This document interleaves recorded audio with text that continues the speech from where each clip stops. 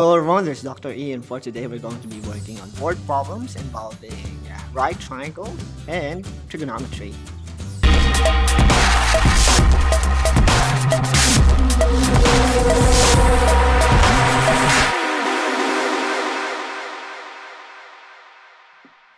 Kadalasan, sinasabi sa atin na kung gusto daw natin maging engineer or mag-take ng mga courses involving engineering, kailangan magaling daw tayo sa mathematics. Which is true.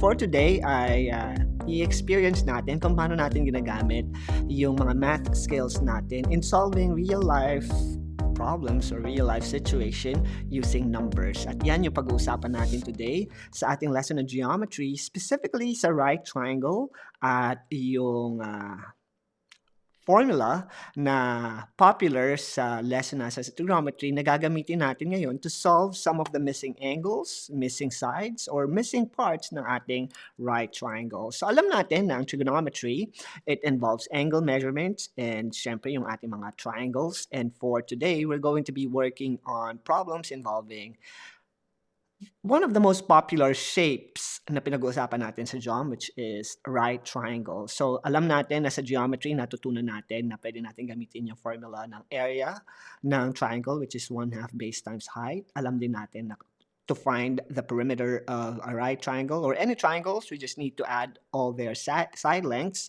At minsan, ginagamitan natin ng Pythagorean yung mga problems involving right triangles, but may limitations ang Pythagorean theorem at yun yung halaga ng word problems or techniques na gagamitin natin ngayon sa geometry na kung saan gagamit tayo ng SOHCAHTOA, which is a mnemonic device kung paano natin i-formulate yung ating mga ratio sa ating right triangle para mag-solve ng angle measurement or ng side length or both sa mga problems involving right triangle. So, umpisahan natin kung paano natin ginagamit yung SOHCAHTOA or yung formula na yan to solve a right triangle. So, bago tayo mag-move on sa word problems, alamin muna natin yung ating basic understanding about SOHCAHTOA para i-apply natin yan sa word problems natin later on. So, first, hanapin natin yan side length ng right triangle na yan, which is yung hypotenuse ng ating right triangle. And to be able to use SOHCAHTOA correctly,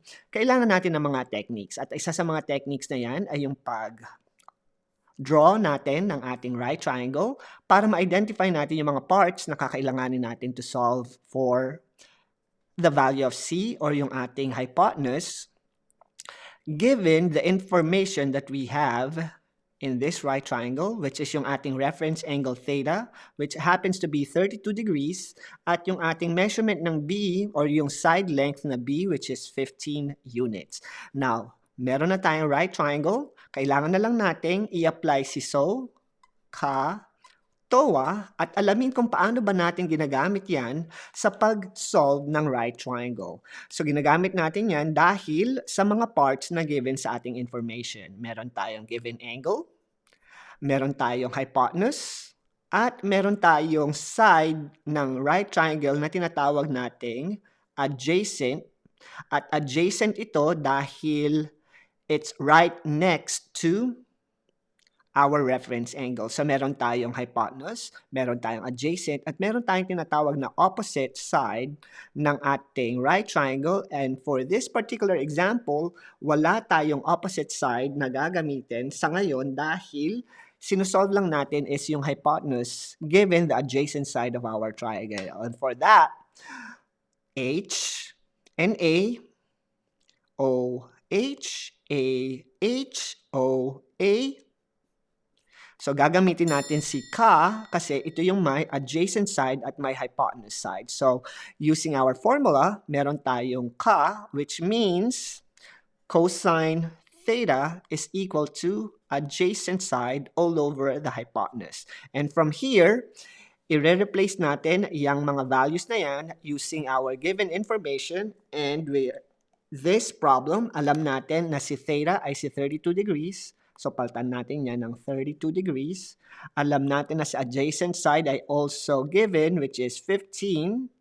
At alam natin na si hypotenuse ay yung hinahanap natin, kaya replace natin siya with variable C. And from here, gagamit tayo ng cross multiplication para i-switch yung placement ni C at ni cosine 32 degrees so that C is by itself, which is now going to be C equals 15 all over cosine 32 degrees. And from here, gagamit tayo ng calculator para makuha natin yung actual value ni ni side C. At since meron tayong graphing calculator na naka-degree mode na, so mode, at naka-degree mode siya, so ibig sabihin, tama yung ating values na lalabas using technology. So by using our calculator, 15 divided by cosine 32 degrees, ay makukuha ko yung value ng aking side C, which happens to be 17.68. So C is approximately equal to 17.69, rounded out to the nearest hundredths. So meron tayong value na yan gamit ang ating calculator na na-produce natin mula sa ating formula na SOHCAHTOA. So ito yung basic na skill na kailangan nating matutunan para makapagsagot tayo ng mga word problems sa trigonometry, specifically sa right triangle. So we're able to find the value of the hypotenuse knowing na yung ating right triangle ay meron tayong information na hinahanap natin si hypotenuse at meron tayong adjacent side at meron tayong reference angle na 32 degrees, and with that, alam natin na si cosine yung pipiliin natin among dun sa tatlong sets of formula natin dyan sa SOHCAHTOA. So kung meron tayo ngayong adjacent side, meron tayo ngayong hypotenuse at meron tayong value ng A which is 32 degrees, and using our cross multiplication skill, we know that we can replace C and cosine 32 degrees so that C will be by itself. Kaya 15 divided by cosine 32 degrees is equal to 17.7, rounded up to the nearest tenths. So from our answer na 17.69, naging 17.7 kasi ni-round natin yung ating answer. Kaya, alam na natin ngayon yung value ng ating hypotenuse at i-clear natin yan dahil hahanapin naman natin yung ating A side, which happens to be using our right triangle.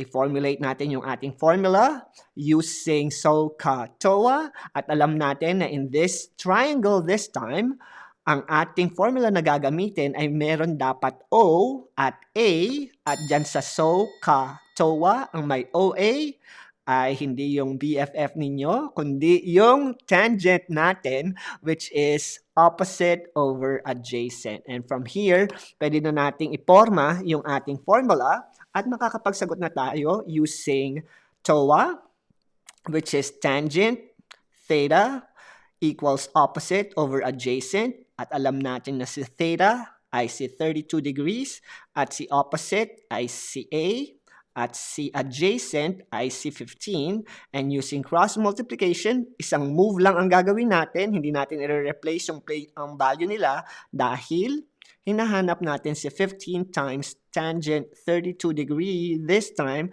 At ito yung approximate value ng ating side A. At gamit ang ating technology, using our calculator, 15 tangent 32 degrees will give us 9.37. So yung ating value ng A ay equal to 9.37 approximately. At yan yung hinahanap nating side length mula sa ating right triangle na TOA. So, ni-replace natin yung opposite, adjacent, at yung angle. And using our cross multiplication, we're able to use our calculator and produce 9.4 as the measurement of side A. Na ni-round natin sa nearest tenths from 9.37, meron na tayo ngayong 9.4 mula dyan sa ating value. So, nakompleto na natin yung side lengths ng ating right triangle na hindi gumagamit ng Pythagorean theorem, bagkus SOHCAHTOA. At yan yung ating mga skills na kailangang gamitin para makapag-umpisa tayo ng pagsagot ng mga word problems involving angles and side lengths ng ating right triangle. At yung keywords na kadalasan natin ginagamit sa pagsagot ng mga word problems involving right triangle, yung angles of elevation at angle of depression. So, paano ba ang difference ng dalawa? Elevation, tandaan nyo lang, elevator, going up. So, angle of elevation is when you are looking to the horizon and you are looking up to something na kailangan nyo i-measure. elevation ang tawag dyan. At kapag depression naman, yan naman yung looking down mula sa line of sight ninyo, pababa, at yung angle ng pag-form ng inyong pagtaas-baba ng inyong leeg, yun yung depression or angle of depression na tinatawag. So to give it a little bit more visual representation ng dalawang keywords na kadalasan natin nakikita sa mga word problems sa trigonometry, ang angle of elevation, so andyan ako sa third floor, nakatingin ako sa horizon, merong eroplano sa taas at merong pulang kotse sa baba. Pag tinignan ko at hinabol ang tingin ang eroplano sa taas, ang angle na na-form mula sa mata ko patungo doon sa tinitingnan kong eroplano, ang angle of elevation. At yung mata ko naman na nagtitingin sa pulang kotse sa baba mula sa third floor ng aking building ay angle of depression. So ngayon, alam na natin yung difference ng dalawang yan para mai-apply natin siya sa mga word problems tulad nito. So itong ating word problems ng pag-solve ng right triangles, given yung information natin according to sa problem natin, citing the top of a building, a surveyor measured the angle of elevation to be 22 degrees. Angle of elevation, so pataas tayo. So the transit is 5 feet above the ground. At yung transit na tinatawag, yan yung, let's say, distance mula sa ground floor, pababa ng building natin. So 5 feet lang naman yan.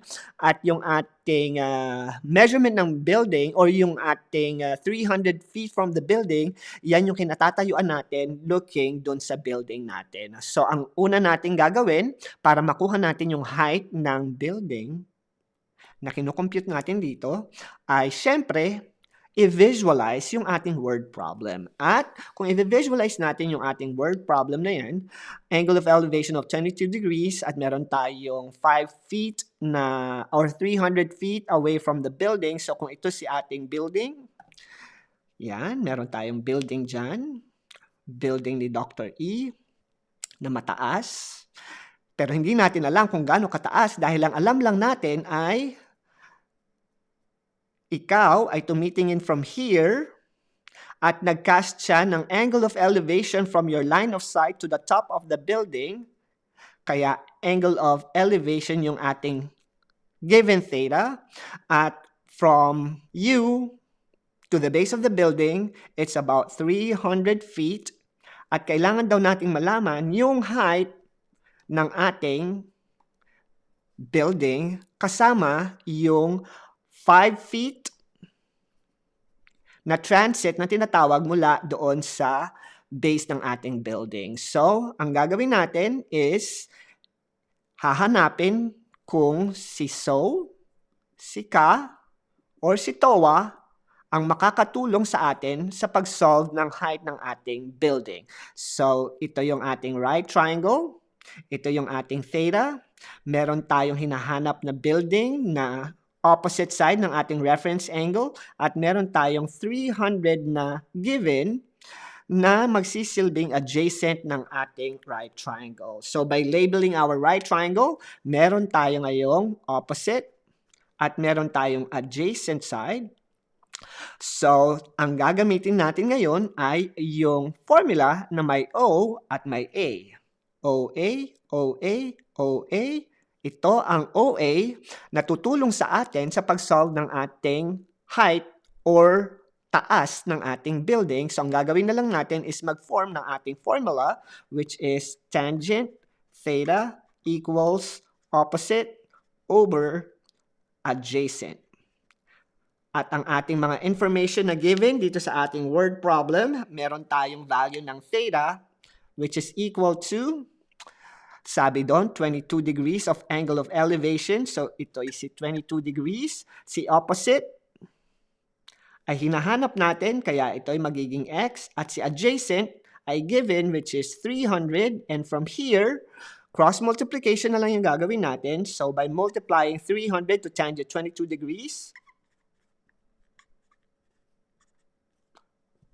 22 degrees, not 32 degrees, mahahanap natin yung value ng x. And using our handy-dandy calculator, so kung meron kayong graphing calculator or Casio or kahit anumang calculator na meron kayo, kailangan scientific, pwede din ang cellphone, i-type nyo lang 300 times tangent 22 degrees At lalabas na yung value na hinahanap nyo, which is happen to be 121.21. 121.21, which is the approximated value ng ating x. Pero sabi dito, find the building's height to the nearest whole foot. So, ibig sabihin, kung i-round natin to, 121 yung value ng ating x dito sa ating triangle, at yan yung height nung building natin, pero hindi pa natin sinasama si 5 feet, kaya ang gagawin natin, i-add lang natin si 5 feet yung ating transit mula sa ground papunta doon sa base ng ating building. Kaya makukuha na natin si 126 feet, which is yung height ng ating building. So to give you a better visual of this word problem, which is yung challenge natin sa pag-formulate ng ating equation, meron tayong diagram ng ating building at kung nasaan tayo, dyan sa angle of elevation na yan, meron tayong 22 degrees at hinanap natin yung value ng ating height using SOHCAHTOA, and from here, we know na ang gagamitin natin ay C opposite at adjacent, which is 300 feet, not 5 feet, but 300 feet. At yung 5 feet na nakikita nyo, yan yung transit. So, ibig sabihin, yan yung, let's say, parang may landing doon sa ating building na 5 feet na isasama natin sa measurement para alam natin talaga yung exact height ng ating building. So, ngayon na alam natin na meron tayong opposite and adjacent, gagamitin natin si OA, which is si TOA, or tangent equals opposite over adjacent, which happens to be yung A na height ng building at si adjacent na 300, and using cross multiplication and technology to be able to find the value of the side na hinahanap natin, meron tayong 121 degrees na hindi pa po tapos dahil ang height ng building natin ay kailangan nating isama yung ating transit na tinatawag, which is 5 feet above the ground. Kaya 121 plus 5 feet is going to equal to 126. At yan, yung height ng building natin na hinahanap mula sa angle of elevation natin at yung ating distance from the foot of the building mula sa kinatatayuan natin. So sa pagsagot ng mga word problem, mahalaga ang visual, mahalaga na tama yung equation, at mahalaga ang technology para makuha nyo ang actual value na hinahanap natin dito sa word problem na ito. So next word problem na kukunin at sasagutan natin would be another building, but this time it's going to be a little bit different because now we're going to be looking for the angle of elevation of the sun to the nearest degree measure. So ngayon, yung degree naman ang hahanapin natin or yung angle ng ating right triangle at hindi yung length ng ating mga sides. And how are we going to answer this problem? So kailangan nating alamin yung mga information na meron tayo. Meron tayong height ng building, which is 21 meters tall. Meron tayong shadow na nakast ng araw mula doon sa building, which is 25 meters wide. Tall? Kung ano man ang gusto nyong gamiting description para dyan sa 25 meters. Pero yan yung distance ng building at saka ng ating tip ng ating shadow. So, i-visualize na natin yan sabay-sabay gamit ang ating marker at mag-drawing na parang si Leonardo DiCaprio sa building natin dito. So, ito yung ating building. Walay naman yung aking joke. But anyhow, ito yung ating building na yan. And then, syempre, nag-cast siya ng shadow from the sun. Ito si sun. At yung shadow na na-form niya happens to be 25 meters long. At yung height ng ating building ay given din, which is 21 meters. At ang hahanapin natin ngayon ay ang theta ng bayan, ang theta ng lahat. Paano natin ito hahanapin? By using SOHCAHTOA. At paano makakatulong si SO, si Ka, at si TOA?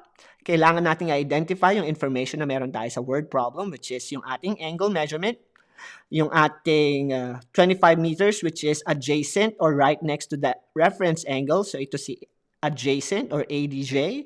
At yung ating 21 meters na binigay din sa atin, ang opposite side naman ng ating right triangle. So ibig sabihin yan, OA na naman ang ating hahanapin at ang OA na nahanap natin dito ay si tangent dahil siya yung may O at merong A. At wala yun kay so at kay ka. So ngayon na meron na tayong napiling appropriate ratio ng ating right triangle, which happens to be tangent theta, using tangent theta equals opposite over adjacent, i-replace natin yung ating mga value doon sa information na meron tayo at alam natin na si opposite ay equal to 21 at alam natin na si ADJ ay 25 at ang hinahanap natin ngayon ay si theta or si angle measurement. So kailangan natin tanggalin si tangent, and to be able to get rid of tangent using algebra, we will multiply both sides by tangent inverse or 1 over tangent. And with that, makakancel natin si tangent at lalabas na lang ay si theta, which is equal to tangent inverse of 21 all over 25. And from here, gagamit tayo ng technology para makuha natin yung value ni tangent inverse 21 over 25. At sa calculator natin, kadalasan, kailangan natin pindutin si second function or si shift key. And then si tangent, second tangent. So lalabas si tangent inverse of 21 over 25. So 21 divided by 25 is equal to, sabi dito, 40.03.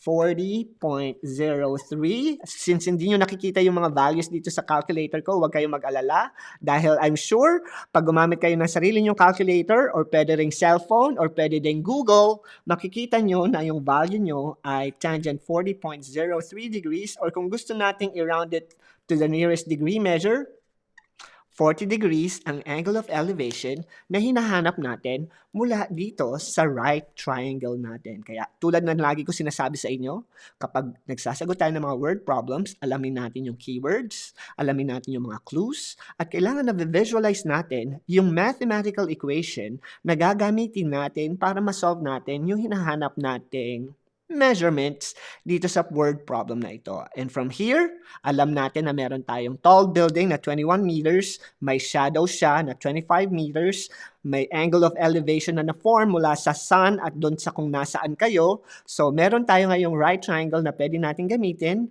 para mahanap ang angle measurement ni A, which is yung reference angle dahil meron tayong opposite side at meron tayong adjacent side. So, OA, tangent yung gagamitin natin dyan.